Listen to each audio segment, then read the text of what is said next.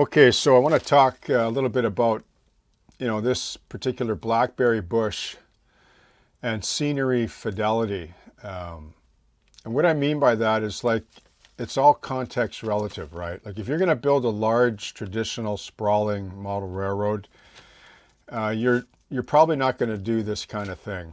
I mean, there are exceptions, obviously. I mean, the model railroad in the traditional sense, like at least when I was a kid, like in the 60s and 70s, was the Lionel, three rail or American Flyer, metal, tin plate, whatever era, where scenery, like model railroad scenery, hadn't really evolved yet. Like it wasn't until John Allen, John Armstrong and the like, when they came in, those masters, we don't know all their history unless we only know what we read about them, but I know they were artistic.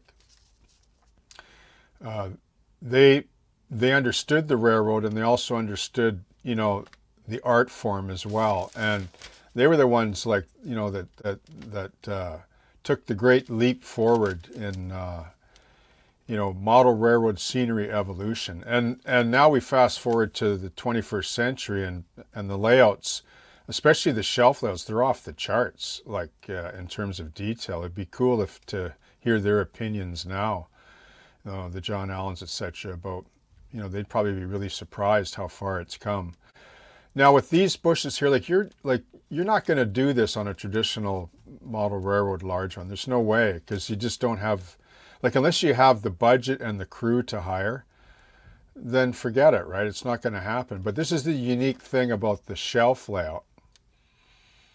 In this case, River Road, is it's this dense, focused diorama concept, attention to detail, layers upon layers and layers of scenery. Like I go back over and over again. Like I'm still going to go back because there's just one layer after another. Like that's what really makes the smaller layout a gem, is just where the person that's building it or the person that decides to embrace the philosophy of the smaller shelf layout to address their model railroad or their railroad interests, understand that they don't need trains to go in big circles.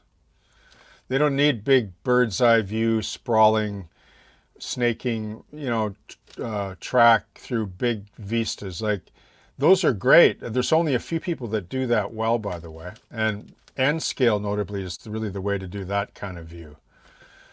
HO scale takes up most of the hobby, the highest percentage, because of it's how we rail fan. Like it's how, like Grant mentioned this a while back. I want to give him credit for it at Southern Alberta Rail. Like he had said that we often model the way we rail fan.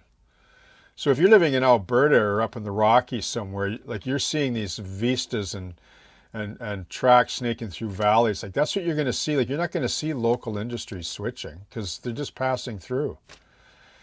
Whereas in my case, like I live in a close to a short line, in this case SRY rail link, and so wherever I go, there's all these spots I go to, and I see them switching out, like a hopper car in the local grain elevator for animal feed in the area.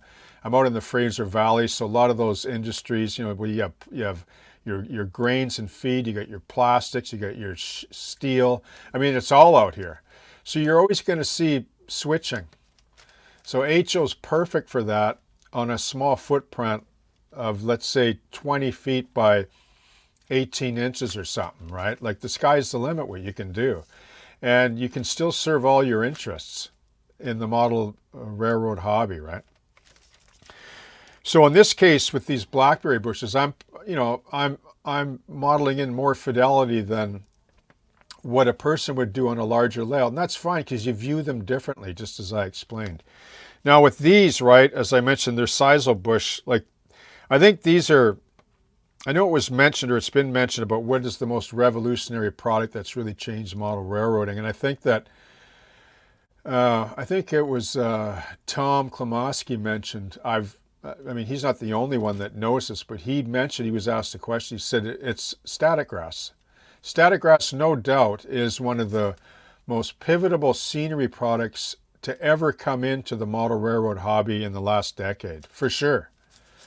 And I would also add to that is the knock leaves. Like, yeah, I know you have Scenic Express, but the knock have the, you know, they're more shaped like a leaf, like in full bloom, in the sense that I don't know, they have a look to them that is even for me more desirable than you know, Scenic Express, where it looks like it's more like, you know, scrambled and crunched up confetti or something.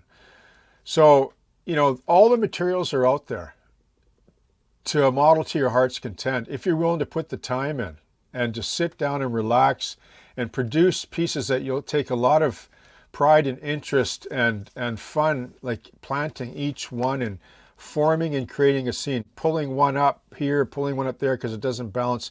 Like, that's the part of the philosophy of the shelf layout. And in this case, with what I've been striving to model is the blackberry bush, I think I'm getting close.